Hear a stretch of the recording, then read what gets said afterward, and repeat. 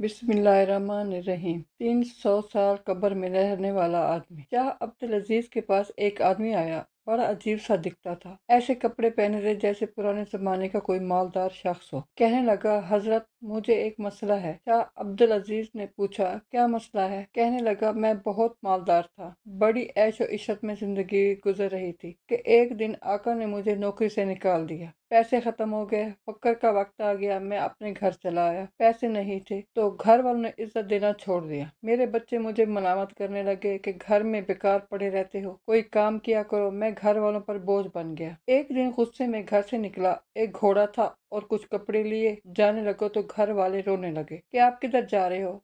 लेकिन मैं ना रुका और सफर करने लगा। काफी सफर करने के बाद एक जगह इंतजार गाह में बैठ गया। वहाँ कुछ औरतें बैठी हुई थीं, कुछ औरतें मुसाफिर थीं और कुछ औरतें जिस्म फरोश जो वहाँ इंतजार गाह में मुसाफिरों के लिए बैठी होती थी और मुसाफिरों को अपना जिस्म बेचती थी। मैं वहीं परेशान बैठा था कि एक औरत आई और कहने लगी कि क्या चाहिए। मैंने कहा कि मैं मुसाफिर हूँ, मेरे पास कुछ नहीं, अगर खाने को कुछ हो तो दे दो। वो मेरा मकसद नहीं समझी। उन्होंने खाने को दिया तो कुछ औरतें आ गईं और कहने लगी, रात के लिए क्या इरादा है? मैंने कहा, मेरे पास आगे सफर करने के भी पैसे नहीं, जो खाना दिया है इसके बदले मुझसे कोई मजदूरी करवा लो। इतने में एक औरत आई और मुझसे बार बार पूछने लगी कि आप क्यों परेशान हो। तो मैंने पूरा वाकया बता दिया कि घर वालों ने घर से निकाल दिया है, मैं कहीं मजदूरी ढूंढने के लिए निकला हूँ और मेरे पास पैसे भी नहीं। तो उसने मेरा हाथ पकड़ा और घर की तरफ ले जाने लगी। मैंने कहा, मैं आपके साथ नहीं जा सकता, मैं गरीब बंदा हूँ। वो मुझे जबरदस्ती खींचकर घर के अंदर ले गई और कहने लगी कि घबराओ नहीं, मुझे आपके हाल पर तरस आ गया, मैं जिस्म मजबूरी में बेचती हूँ। वो मुझे कमरे में ले गई और एक थैली निकाली, इसमें 10 दिनार थे। वो मुझे दिए और कहने लगी, ये पैसे मैंने जिस्म बेच कर नहीं कमाए, मैंने मजदूरी करके कमाए हैं। ये पैसे मैंने अपने कफन दफन के लिए रखे थे कि मैंने सारी उम्र जिस्म फरोशी करके पैसे कमाए हैं, लेकिन अपना कफन हराम के पैसे से नहीं लूंगी, इसलिए मैंने मजदूरी करके कमाए हैं। ये पैसे आप ले लो, अगर आपके पास हुए तो दे देना, अगर ना हुए तो सारी जिंदगी गुनाहों में गुजरी है, अगर हराम के पैसों के कफन में दफन हुई तो कोई बात नहीं। 10 दिनार लेकर मैं वहां से चल दिया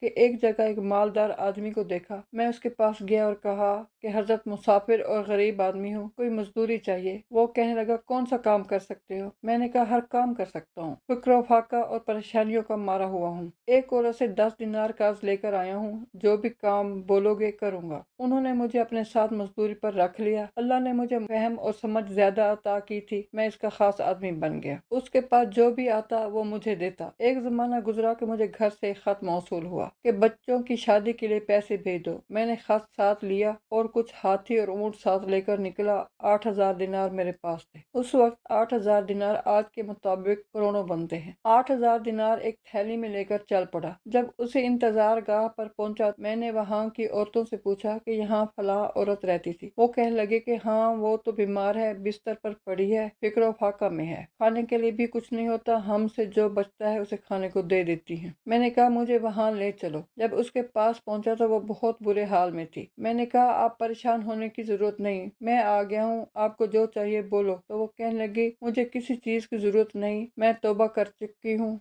मेरा वक्त आ चुका है, जिस्म कमजोर हो चुका है, बिस्तर मर्ग पर हूँ, मुझ पर बस इतना एहसान कर देना कि मेरे मरने तक मेरे पास रहो और उसी 10 दिनार से जो मैंने आपको दिए थे मेरे कफन दफन का इंतजाम करके चले जाना। मैंने कहा, ठीक है। मैं वहीं उसके पास रहने लगा। कुछ ही हफ्ते गुजरे थे कि उसका इंतकाल हो गया। मैंने उस 10 दिनार के मुकाबले में कई गुना ज्यादा पैसे उसके कफन दफन पर लगा दिए। पैसों की थैली मैं अपने पास रखता, उसे दफन करके मैं वापस आके सो गया। रात को एक खौफनाक ख्वाब आया और मैं घबरा के उठ बैठा। देखा तो पैसों की थैली पास नहीं थी। मैंने बहुत ढूंढा लेकिन कहीं नहीं मिली। सोचने लगा कि कहाँ गई। ये यकदम याद आया कि वो तो कब्र के अंदर रह गई। पैसे बहुत ज्यादा थे तो मैंने कब्र खोदने का इरादा कर लिया। कब्र अभी ताजा थी, मैंने खोदना शुरू कर दी। जब मिट्टी हटा कर देखा तो कब्र के अंदर से थैली और औरत दोनों गायब थे। मैं बड़ा हैरान हुआ, औरत किधर गई? मैंने और खोदना शुरू किया कि शायद मिट्टी ज्यादा डाल दी हो और वो नीचे हो। काफी मिट्टी हटाने के बाद मैंने एक मंजर देखा। सामने एक दरवाजा था। मैंने अंदर झांक कर देखा तो सामने आलीशान महल दिखाई दिया। सामने तख्त पर एक खूबसूरत शहजादी बैठी थी। मैं घबरा गया कि शायद मैं किसी और दुनिया में आ गया हूँ। अगर बादशाह ने देख लिया तो सर कलम फराहम कर देगा। मैं भागने लगा कि नौकरों ने पकड़ा और शहजादी के पास ले गए। वो कहने लगी, आपने मुझे पहचाना नहीं?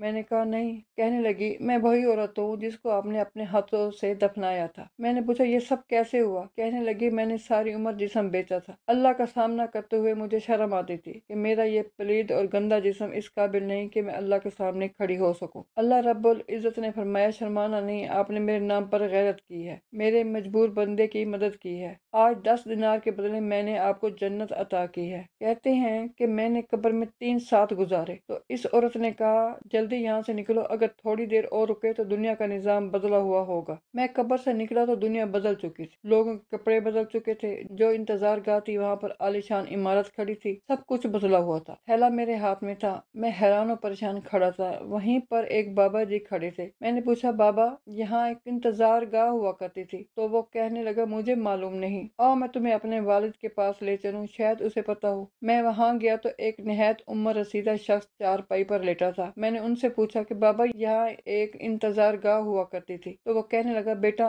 मैंने खुद तो नहीं देखा, लेकिन अपने बड़ों से सुना है कि यहाँ एक इंतजार गाह हुआ करती थी जहाँ पर जिस्म फरोश औरतें रहा करती थी। वहाँ पर एक बदकार औरत थी जिसकी कब्र में एक शख्स उतरा था। 300 साल हो गए, वो शख्स वापस नहीं निकला। तो मैंने कहा कि बाबा, वो शख्स मैं ही हूँ। तो बाबा ने आंखों को उंगलियों से खोलकर मुझे देखा। शायद उसकी नजर कमजोर हो गई थी या उसे यकीन नहीं आ रहा था। मैंने बाबा जी को वो पैसे दिखाए तो वो बोला कि इन पैसों का मुझे भी नहीं मालूम कि किस जमाने के हैं। यहाँ एक मुहद्दिस रहता है, शाह अब्दुल अजीज उसका नाम है, इसी के पास चले जाओ। तो वो शाह अब्दुल अजीज मुहद्दिस देलवी के पास चला गया और सारा वाकया बयान किया। तो उसने फरमाया कि आपके जमाने के लोग यहाँ नहीं हैं, आप मक्का मुकरमा चले जाओ और वहाँ इबादत करते रहो। वो शख्स मक्का मुकरमा चला गया, वहाँ बैतुल्लाह शरीफ में इबादत करता रहा और वहीं पर ही वफात पाई। उसे जन्नतुल बकी में दफन किया गया। इस वाक़े को शाह अब्दुल अजीज ने नकल किया है, जो बहुत बड़े मुहद्दिस थे।